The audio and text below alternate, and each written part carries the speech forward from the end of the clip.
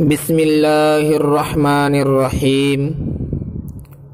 حضور صلی اللہ علیہ وسلم کا ارشاد ہے کہ 3 آدمیوں کی دعا رد نہیں ہوتی: ایک روزہ دار کی افطار کے وقت، دوسرے عادل بادشاہ کی دعا، تیسرے مظلوم کی جس کو حق تعالی شانہ بادلوں سے اوپر اٹھا لیتے ہیں اور آسمان کے دروازے اس کے لیے کھول دیے جاتے ہیں، اور ارشاد ہوتا ہے کہ میں تیری ضرور مدد کروں گا، گو کسی مصلحت سے کچھ دیر ہو جائے۔ فائدہ: در منصور میں حضرت عائشہ رضی اللہ عنہا سے نقل کیا ہے، جب رمضان آتا تھا تو نبی کریم صلی اللہ علیہ وسلم کا رنگ بدل جاتا تھا اور نماز میں اضافہ ہو جاتا تھا اور دعا میں بہت عاجزی فرماتے تھے اور خوف غالب ہو جاتا تھا۔ دوسری روایت میں فرماتی ہیں کہ رمضان کے ختم تک بستر پر تشریف نہیں لاتے تھے۔ ایک روایت میں ہے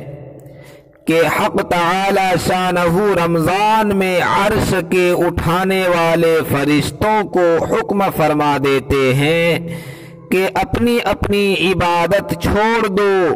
اور روزہ داروں کی دعا پر آمین کہا کرو۔ بہت سے روایات سے رمضان کی دعا کا خصوصیت سے قبول ہونا معلوم ہوتا ہے، اور یہ بے تردد بات ہے کہ جب اللہ کا وعدہ ہے اور سچے رسول کا نقل کیا ہوا ہے تو اس کے پورا ہونے میں کچھ تردد نہیں، لیکن اس کے بعد بھی بعض لوگ کسی غرض کے لیے دعا کرتے ہیں مگر وہ کام نہیں ہوتا، تو اس سے یہ نہیں سمجھ لینا چاہیے کہ وہ دعا قبول نہیں ہوئی، بلکہ دعا کے قبول ہونے کے معنی سمجھ لینا چاہیے۔ نبی کریم صلی اللہ علیہ وسلم کا ارشاد ہے کہ جب مسلمان دعا کرتا ہے بشرط کہ قطع رحمی یا کسی گناہ کی دعا نہ کرے، تو حق تعالی شانہ کے یہاں سے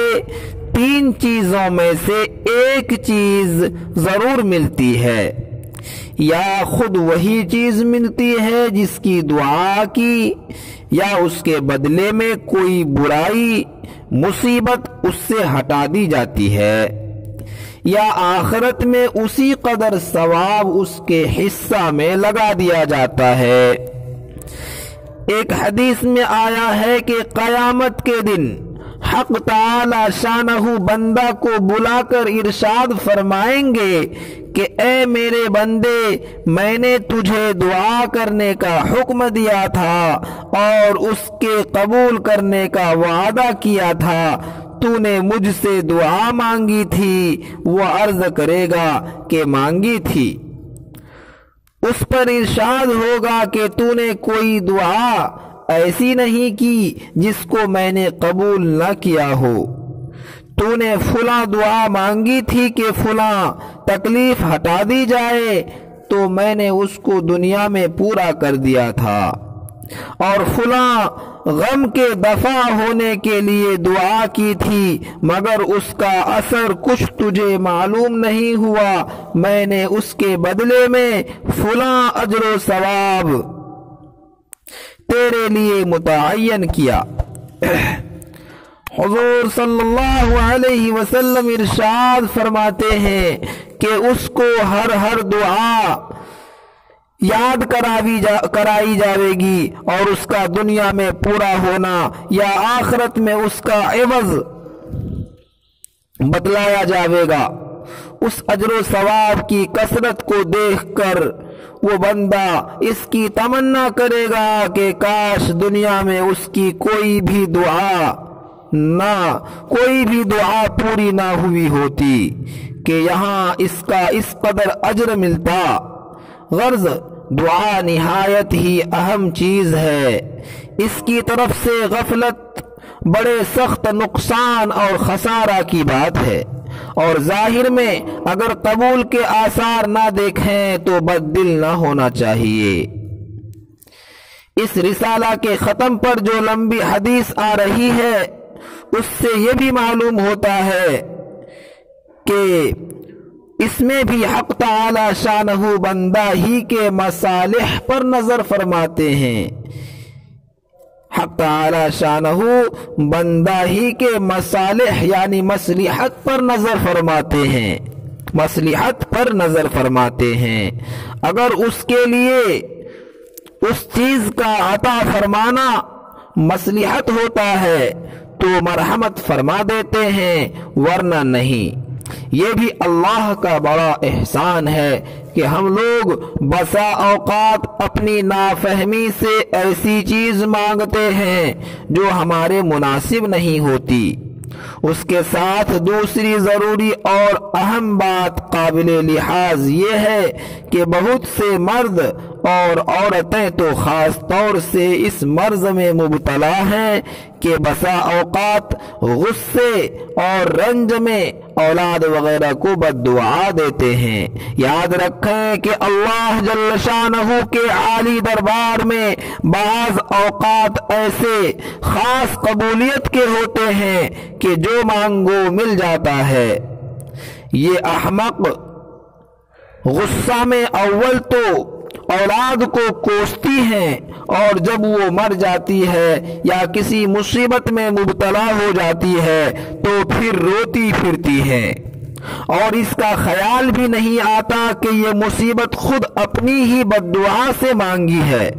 نبی کریم صلی اللہ علیہ وسلم کا ارشاد ہے کہ اپنی جانوں اور اولاد کو نیز مال اور خادموں کو بد دعا نہ دیا کرو، مبادا اللہ کے کسی ایسے خاص وقت میں واقع ہو جائے جو قبولیت کا ہے۔ بالخصوص رمضان المبارک کا تمام مہینہ تو بہت ہی خاص وقت ہے،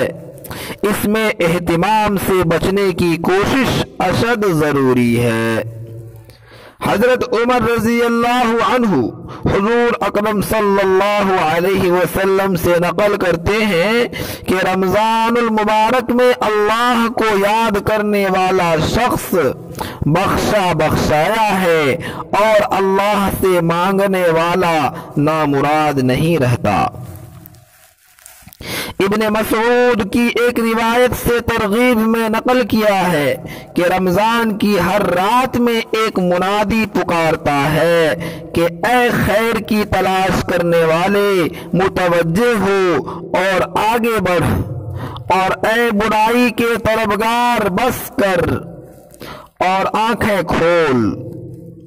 اس کے بعد وہ فرشتہ کہتا ہے کوئی مغفرت کا چاہنے والا ہے کہ اس کی مغفرت کی جائے، کوئی توبہ کرنے والا ہے کہ اس کی توبہ قبول کی جائے، کوئی دعا کرنے والا ہے کہ اس کی توبہ قبول کی جائے، کوئی مانگنے والا ہے کہ اس کا سوال پورا کیا جائے۔ اس سب کے بعد یہ امر بھی نہایت ضروری اور قابل لحاظ ہے کہ دعا کے قبول ہونے کے لیے کچھ شرائط بھی وارد ہوئی ہے کہ ان کے فوت ہونے سے بسا اوقات دعا رد کر دی جاتی ہے۔ من جملہ ان کے حرام غذا ہے کہ اس کی وجہ سے بھی دعا رد ہو جاتی ہے۔ نبی کریم صلی اللہ علیہ وسلم کا ارشاد ہے کہ بہت سے پریشان حال آسمان کی طرف ہاتھ کھینچ کر دعا مانگتے ہیں اور یا رب کرتے ہیں، مگر کھانا حرام، پینا حرام، لباس حرام، ایسی حالت میں کہاں دعا قبول ہو سکتی ہے؟ مؤرخین نے لکھا ہے کہ کوفہ میں مستجاب الدعا لوگوں کی ایک جماعت تھی۔ جب کوئی حاکم ان پر مسلط ہوتا تو اس کے لیے بد دعا کرتے وہ ہلاک ہو جاتا۔ حجاج ظالم کا جب وہاں تسلط ہوا تو اس نے ایک دعوت کی جس میں ان حضرات کو خاص طور سے شریک کیا، اور جب کھانے سے فارغ ہو چکے تو اس نے کہا کہ میں ان لوگوں کی بد دعا سے محفوظ ہو گیا کہ حرام کی روزی ان کے پیٹ میں داخل ہو گئی۔ اس کے ساتھ ہمارے زمانہ کی حلال روزی پر بھی ایک نگاہ ڈالی جائے۔ اس کے ساتھ ہمارے زمانہ کی حلال روزی پر بھی ایک نگاہ ڈالی جائے، جہاں ہر وقت سود تک کے جواز کی کوششیں جاری ہوں، ملازمین رشوت کو اور تاجر دھوکہ دینے کو بہتر سمجھتے ہوں۔ السلام علیکم دوستو، اے الرحمانی میڈیا میں آپ کا خیر مقدم ہے۔ اسی طرح کا ویڈیو دیکھنے کے لیے چینل کو سبسکرائب کریں، لائک کریں اور دوستوں میں شیئر بھی کریں۔ جزاک اللہ، شکریہ۔